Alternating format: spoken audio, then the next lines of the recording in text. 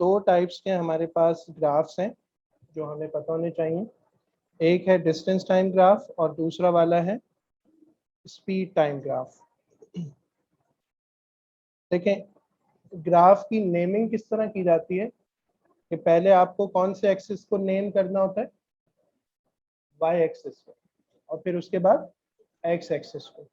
तो ग्राफ का जो नेम होता है वो यूं होता है कि हम वाई एक्सिस की quantity versus x axis quantity, इस तरह ग्राफ का नाम लेते हैं। मिसाल के तौर पर अगर कोई आपसे कहे कि आपको एक ग्राफ बनाना है जो कि वॉल्यूम टाइम ग्राफ हो, तो मतलब क्या होगा, आप वाई एक्सिस पे वॉल्यूम रखेंगे और एक्स एक्सिस पे टाइम रखेंगे। इसी तरह हम इन दोनों ग्राफ्स को क्या बोल रहे हैं, पहले ग्राफ को बोल रहे हैं डिस्टेंस टाइम ग्राफ और दूसरे वाले को क्या बोल रहे हैं, हाँ, दूसरे वाले को हम स्पीड टाइम ग्राफ बोल रहे हैं। ठीक है।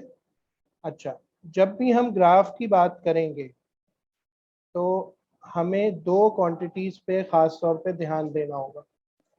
पहली क्वांटिटी कहलाती है ग्रेडियंट और दूसरी क्वांटिटी कहलाती है एरिया अंडर द ग्राफ। इन दो चीज़ों को हमने खास तौर पे फोकस में रखना है। देखिए, जब हम ग्रेडियंट की बात करते हैं तो ग्रेडियंट हमें कैसे मिलता है, ग्रेडियंट हम कैसे निकालते हैं, जब भी ग्रेडियंट निकालते हैं, हाँ, y2 minus y1 upon x2 minus x1। अच्छा, y2 माइनस y1 करके हम क्या कैलकुलेट कर रहे होते हैं,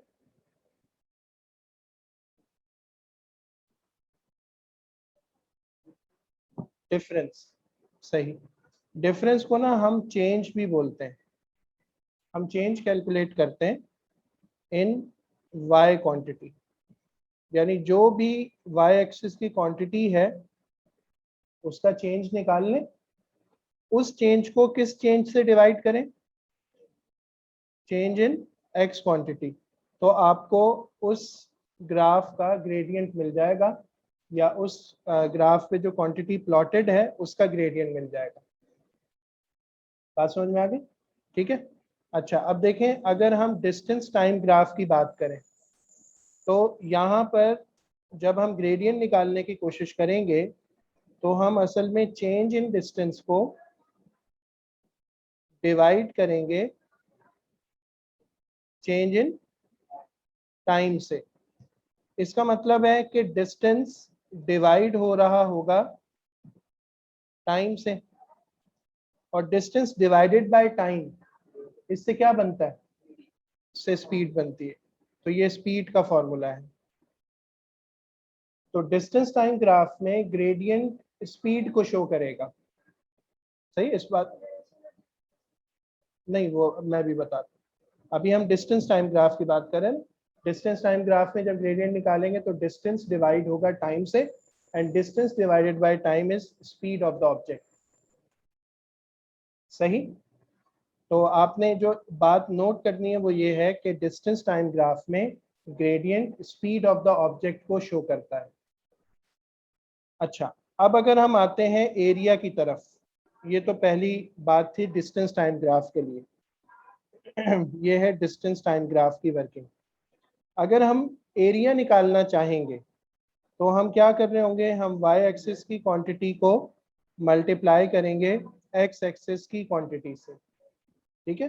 एरिया कैसे निकाला जाता है, एरिया हमेशा निकाला जाता है जब आप y क्वांटिटी को मल्टीप्लाई करा देते हैं किससे, x क्वांटिटी से। अच्छा, जब आप डिस्टेंस टाइम ग्राफ में एरिया निकालेंगे तो आप डिस्टेंस को मल्टीप्लाई कर रहे होंगे टाइम से। डिस्टेंस मल्टीप्लाइड बाय टाइम, ये क्या होता है जी, एरिया नहीं होता, ये कोई सिग्निफिकेंट क्वांटिटी नहीं है, तो इसलिए हम डिस्टेंस टाइम ग्राफ का एरिया भी नहीं निकालते, क्योंकि उससे हमें कोई सिग्निफिकेंट क्वांटिटी पता नहीं चलती है जी। लेंथ का ही होता है ना, हम ये देखते हैं कि हमने जो ग्राफ बनाया ना उसके नीचे क्या बन रहा है, वो या तो रेक्टेंगल होगा या स्क्वायर होगा या ट्राइंगल होगी। उसके अंदर हम कर यही रहे होंगे उसका एरिया फाइंड करने के लिए कि हम दो क्वांटिटीज को मल्टीप्लाई करते हैं सबके लिए, सब चीजें जी सबके लिए। हाँ किसका, रनर के लिए आप क्या क्या चीजें देख रहे होंगे, डिस्टेंस और टाइम। तो ये आप देखेंगे उसने कितने टाइम में कितना डिस्टेंस कवर किया, उसका एक ग्राफ बनेगा। उस ग्राफ के नीचे एरिया से, लेकिन आप एरिया निकालेंगे तो उसका कोई फायदा नहीं होगा। आप ग्राफ की मदद से स्पीड निकाल सकते हैं। अच्छा अब हम आते हैं स्पीड टाइम ग्राफ पे। स्पीड टाइम ग्राफ में अगर आप ग्रेडियंट की बात करेंगे तो मतलब ये होगा कि आप चेंज इन स्पीड को डिवाइड करेंगे किससे, चेंज इन टाइम से। और change in speed divided by change in time, इससे आपको क्या मिलता है, इससे आपको क्या मिलता है, एक्सेलरेशन या फिर डीसेलरेशन।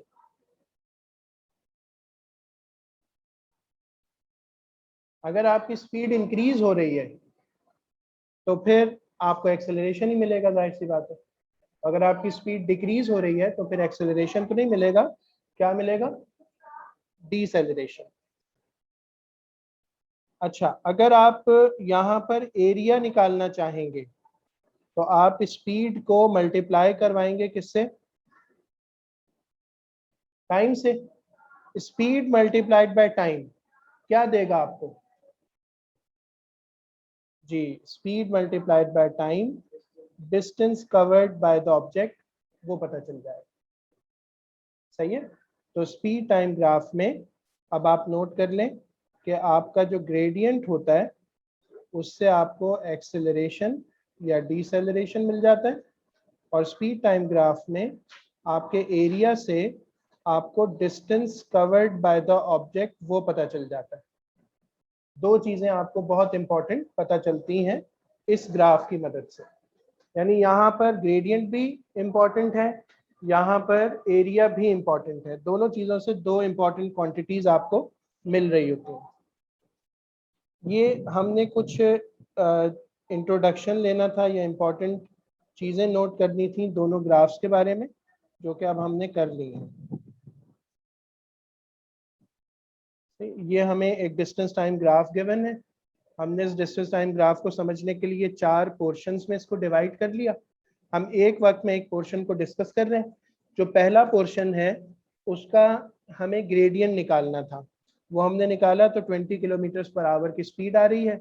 और उसके बारे में हमारी यानी ऑब्जर्वेशन ये है कि ऑब्जेक्ट एक तो मूव कर रहा है और दूसरी बात ये कि फिक्स्ड स्पीड से मूव कर रहा है और वो स्पीड उसकी 20 किलोमीटर पर आवर है।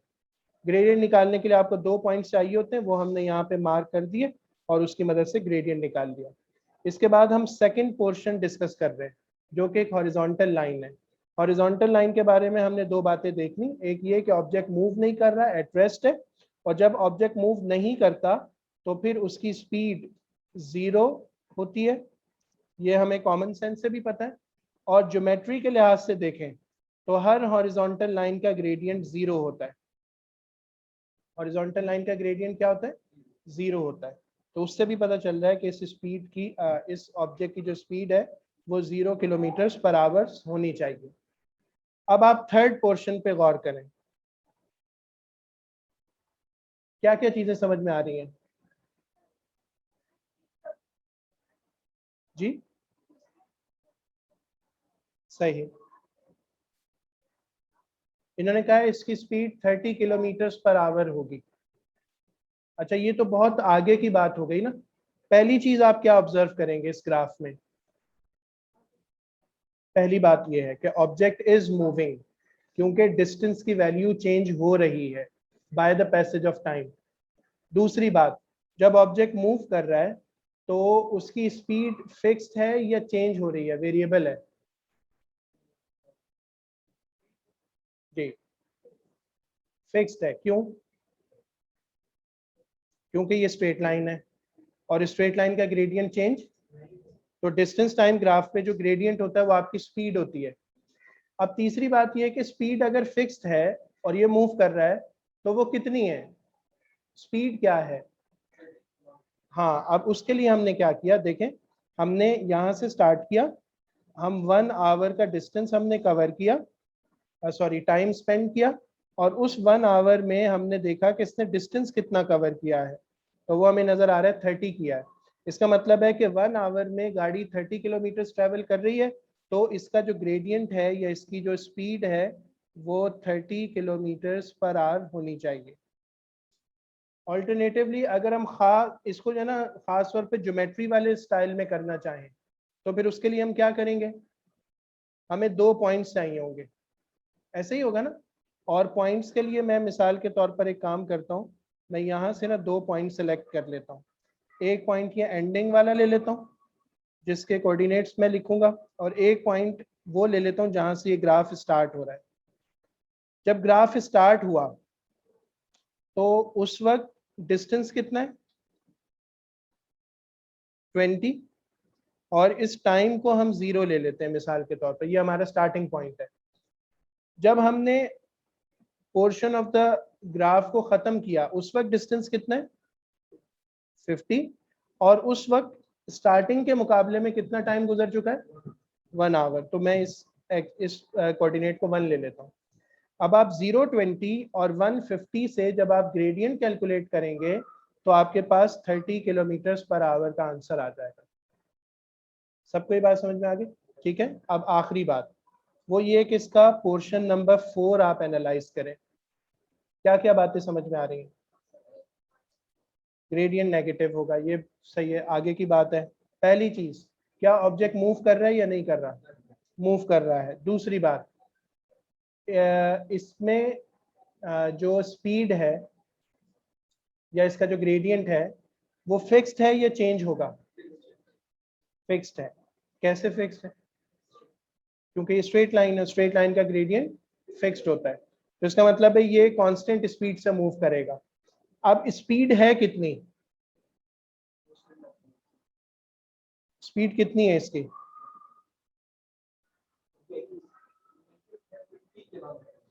स्पीड पूछ रहा हूँ, वो डिस्टेंस है फजल भाई। इसकी स्पीड कितनी है, 30 किलोमीटर पर आवर।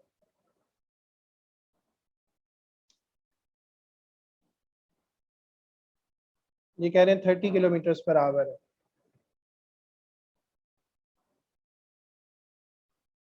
जी, कितनी स्पीड है इसकी,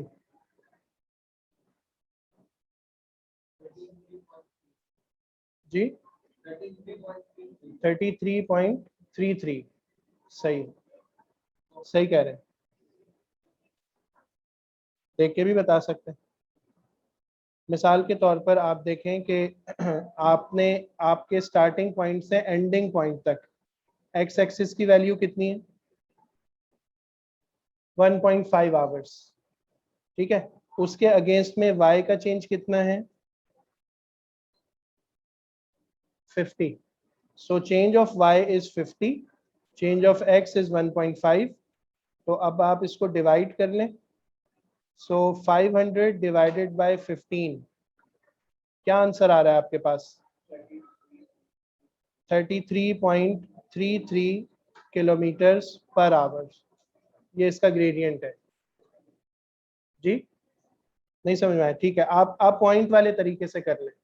देखें, इनिशियल पॉइंट के कोऑर्डिनेट्स तो मैंने लिखे हुए हैं। अब बस एक चेंज ये करें कि यहाँ पर इस कोऑर्डिनेट को 1 के बजाय क्या बना लें,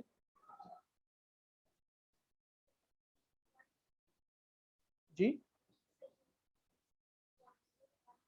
1 नहीं है, 0 मैंने बना दिया, क्योंकि हम यहाँ से ऑब्जर्वेशन स्टार्ट कर रहे हैं, ठीक है। जब ये जर्नी एंड हुई तो उस वक्त डिस्टेंस कितना है, 0 हो चुका है, और कितना टाइम स्पेंड हो चुका है स्टार्टिंग के मुकाबले में, 1.5 आवर, उसको मैं 1.5 लिख लेता हूँ। अब आप इसकी स्पीड निकालें। इसमें कह रहे हैं कि a train started from station A and travel to station B 8 kilometre from A, सही।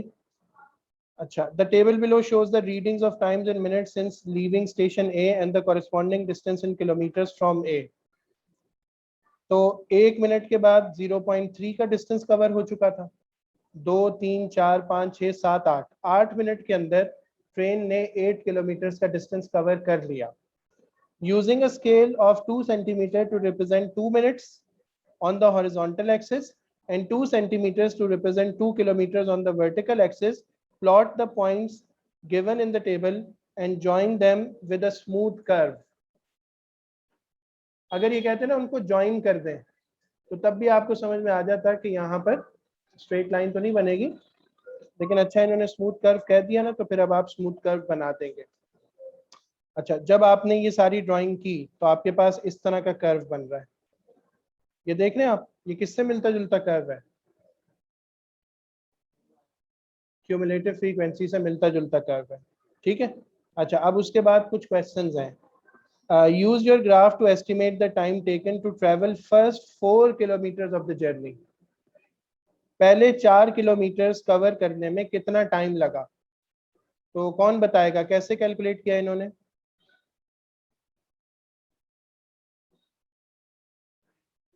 आपने y एक्सिस पे 4 की वैल्यू को लिया, वहां से एक लाइन जनरेट की, कहां तक? कर्व तक. और फिर कर्व को आपने उस पॉइंट से लाके नीचे ज्वाइन किया.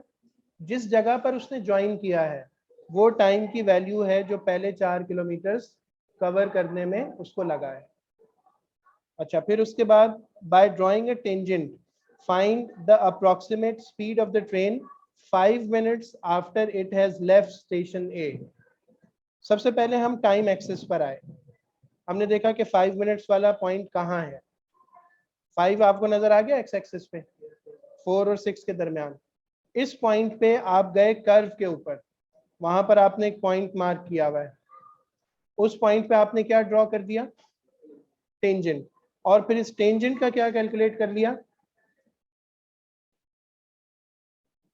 ग्रेडियंट. वो ग्रेडियंट आपको क्या बताएगा? आपको क्या बताएगा? आपको बताएगा स्पीड ऑफ द ट्रेन. आपको क्या बताएगा? क्योंकि देखें ये कर्व है, कर्व में ग्रेडियंट चेंज होता रहता है, तो मतलब ये कि ट्रेन की स्पीड कभी कम होगी कभी ज्यादा होगी, चेंज होती रहेगी, फिक्स नहीं है. अब अगर आपको किसी पॉइंट पे ट्रेन की स्पीड पता करनी है तो उसका यही तरीका होगा कि आप उस पॉइंट पे एक टेंजेंट ड्रॉ करें और उस टेंजेंट का क्या निकाल लें, उससे आपको स्पीड ऑफ द ट्रेन पता चल जाएगी. कोई सा भी ले लें, अभी हम देखते हैं नीचे इन्होंने क्या किया. तो इसमें इन्होंने क्या कहा है कि the gradient of the tangent at 0.5 minutes after it left station A gives the speed of that particular point. It is called the instantaneous speed. A tangent is drawn to the curve at the 0.5 minutes after it has left the station A from the graph. Gradient किसके equal होगा? Vertical change upon horizontal change. और इन्होंने 4.5 kilometre का change लिया है इन 4 minutes. देखें कैसे. इन्होंने जो है ना एक पॉइंट लिया है ये वाला जो मैंने मार्क किया, और एक पॉइंट इन्होंने लिया हुआ है यही वाला 5 वाला. तो जो टाइम का चेंज है यहाँ पर वो आपके पास आ गया 4 मिनट्स, 1 मिनट से 5 मिनट्स तक. ठीक है. और जो डिस्टेंस का चेंज है या वाई एक्सिस का चेंज है वो इन्होंने कैलकुलेट किया हुआ है, तो वो बन रहा है 4.5 किलोमीटर. अब आपने जब ग्राफ पे इसको ड्रॉ किया हुआ होगा ना जी, देखें ये वाला जो पॉइंट है इस पे कितना टाइम है और इस पॉइंट पे कितना टाइम है? 1. तो 4 मिनट्स का चेंज हो गया. ठीक है. बाकी आप चाहें तो इसके अलावा भी किसी पॉइंट पे निकाल सकते हैं. मिसाल के तौर पर कोई स्टूडेंट हो सकता है कि ये करे कि वो 1 वाला वो लेने के बजाय ना इंस्टेंस, वो ये वाला इंस्टेंस कंसिडर कर ले. तो टाइम का चेंज कितना हो जाएगा? टाइम का चेंज कितना हो जाएगा? टाइम का चेंज कितना होगा? 2 मिनट्स, और डिस्टेंस का आप चेंज वाई एक्सिस को देखते हुए निकाल लेंगे। ग्रेडियंट इससे भी सेम आएगा, पॉइंट्स कोई से ले लें, जब तक आप लाइन के पॉइंट्स लेंगे ना आपका ग्रेडियंट चेंज नहीं होगा। बात समझ में आ गई? ठीक है, तो ये हो गया ग्रेडियंट निकालने का तरीका। अच्छा, अब आखिर में वो क्या कह रहे हैं कि by considering the gradient of the graph compare and describe briefly the motion of the train during the first 4 minutes and the last 4 minutes of the journey. First 4 minutes में क्या हो रहा है और लास्ट 4 मिनट्स में क्या हो रहा है जी। ये ग्राफ देखिए, जरा मुझे आइडिया लगा के बताएं, फर्स्ट 4 मिनट्स में क्या हो रहा है?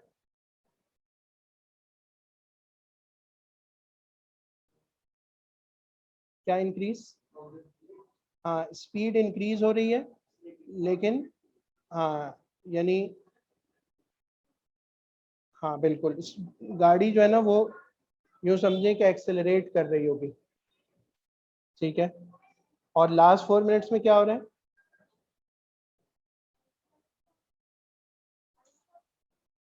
यानी उसकी जो स्पीड है ना, ग्रेडियंट, वो डिक्रीज हो रहा है।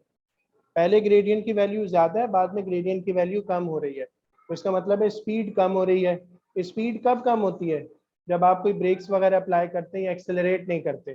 तो पहला पोर्शन एक्सेलरेशन को शो कर रहा है और दूसरा पोर्शन डीसेलरेशन को शो कर रहा है, यानी डिक्रीज ऑफ स्पीड को। अब देखें, ये कह रहे हैं कि during first 4 minutes the speed of the train increases at the gradient of the curve increases, during last 4 minutes the speed of the train decreases at the gradient of the curve. और ये आपको अगर आप note करें, इन्होंने लाइनें लगाई हुई हैं यहाँ पे रेड रेड कलर की, ये छोटे छोटे टेंजेंट्स बनाए हुए, तो इससे पता चल रहा है कि शुरू में ग्रेडियंट यानी टेंजेंट आहिस्ता आहिस्ता स्टीप होता जा रहा है, बाद में जो है ना वो यूं हॉरिजॉन्टल एक्सिस की तरफ आता जा रहा है। अब आप जल्दी से काम करें, प्रैक्टिस नाउ 6 का क्वेश्चन ट्राई कर लें।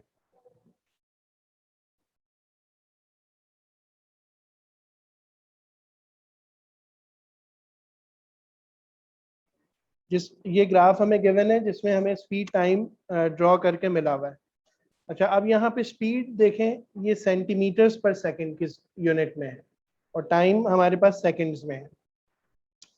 अच्छा, अब आप देख सकते हैं कि यहाँ पे ग्राफ पे आपको कितने पोर्शंस नजर आ रहे हैं? 4 पोर्शन है। सबसे पहले पोर्शन है जो 0 0 से 2 2 तक जा रहा है, फिर एक हॉरिजॉन्टल लाइन का पोर्शन है, फिर उसके बाद दोबारा 4 2 से आपके पास ये जा रहा है 6 8 तक, और लास्ट पोर्शन 6 8 से दोबारा 10 0 तक आ रहा है। आपको क्या करना है? Find the acceleration in the first 2 seconds. Speed time graph में एक्सेलरेशन कैसे मिलता है?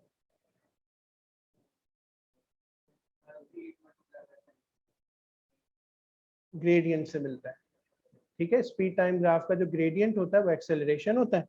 अब आप मुझे बताएं कि यहाँ पे ग्रेडियंट आपको क्या नजर आ रहा है?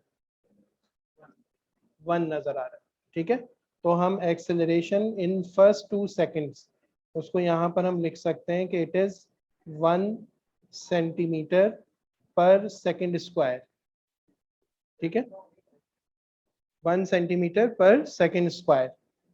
और बाकी अगर किसी ने कैलकुलेट करना हो तो ज्योमेट्री का मेथड ये है कि आप 2 पॉइंट्स ले लें, 0 0 ले लें, 2 2 ले लें, उससे निकाल लें, या फिर आप मैनुअली निकाल लें कि जब आप हॉरिजॉन्टल 2 यूनिट्स जा रहे हैं तो वर्टिकल भी 2 यूनिट्स हैं।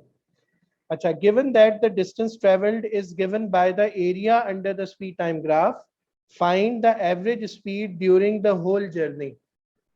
एवरेज स्पीड के लिए आपको पहले टोटल डिस्टेंस निकालना पड़ेगा, और total distance speed time graph में कैसे निकाला जाता है? एरिया अंडर द ग्राफ से। अब एरिया अंडर द ग्राफ के लिए आपके पास जो 4 पोर्शंस बन रहे हैं, सही है, उनके एरियाज आप अलग अलग कैलकुलेट कर लें। मिसाल के तौर पर ये जो है पहला पोर्शन, इसको मैं एरिया 1 कर देता हूँ। ये कैसे मिलेगा आपको? यहाँ पे एक ट्राइंगल बन रही है, तो हम फॉर्मूला अप्लाई करेंगे 1/2 times speed multiplied by the time. जी, तो आपके पास 2 centimetre square, sorry centimetre square कह रहा हूँ, 2 सेंटीमीटर्स का एरिया आ गया। जी बिल्कुल कर सकते हैं। हाँ, ये एक तो बनेगा स्क्वायर, और थर्ड पोर्शन हमारे पास क्या बन जाएगा?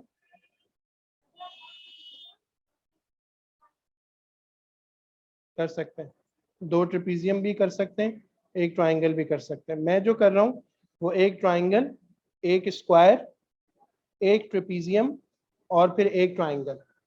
तो A2 हमारे पास कितना आएगा? 2 इंटू 2 यानी 4 सेंटीमीटर्स। A3 कितना आएगा? अब A3 में ना आपको ट्रेपीजियम का फॉर्मूला लगाना है। वो होता है कि sum of parallel 1/2 times sum of parallel sides multiplied by the height. अगर वो आपको याद ना हो तो फिर आप ये कर लें कि इसको भी ना 2 पोर्शंस में मजीद डिवाइड कर लें। एक आपके ऊपर ट्राइंगल बन जाएगी और नीचे उसी तरह का स्क्वायर बन गया। ये आसान है, ठीक है। अब ट्राइंगल का मुझे बताएं क्या होगा? 1/2 टाइम्स बेस इसकी 2 है और वर्टिकल हाइट कितनी है? जी वो 6 है। तो आपके पास 6 सेंटीमीटर इसका एरिया आ गया। और इसी में अगर मैं एरिया 4 के तौर पे दोबारा उस स्क्वायर को भी ऐड कर दूं, उसको मैं एरिया 4 कह रहा हूँ। और अब लास्ट वाली जो ट्राइंगल है उसको हम एरिया 5 कह देते हैं। तो area 5 is equal to 1/2 times base कितनी है? 4 है और हाइट कितनी है? 8 है। तो ये 16 आ गया। अगर आप सारे डिस्टेंसेस ऐड कर लें तो आपके पास टोटल डिस्टेंस जो आ रहा है वो 2 + 4 + 6 12 और 16 और 16 32 सेंटीमीटर्स का टोटल डिस्टेंस है। एवरेज स्पीड निकालने के लिए आप क्या करेंगे? जी वो हम देख लेते हैं। देखें यहाँ पे जो है ना, इन्होंने टोटल डिस्टेंस को 32 को टोटल टाइम 10 से डिवाइड कर दिया, तो आपके पास 3.2 सेंटीमीटर पर सेकंड ये इसकी एवरेज स्पीड आ गई। लास्ट पार्ट में कह रहे हैं कि आप deceleration in the last 2 seconds find करें। डीसेलरेशन कैसे मिलेगा? ग्रेडियंट से। अब ग्रेडियंट निकालने के लिए आप वही काम कर लें, आप 2 पॉइंट्स यूज कर लें। मिसाल के तौर पर एक पॉइंट ये ले लें जिसके कोऑर्डिनेट 6,8 है, और एक कोऑर्डिनेट आप ये वाला ले लें।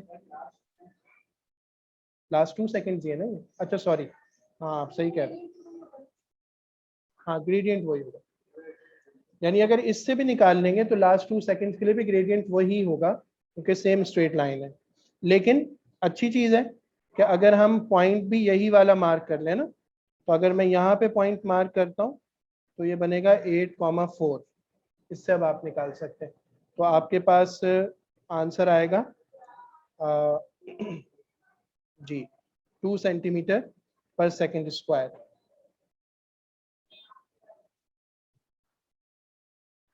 इसमें इन्होंने कैसे किया है?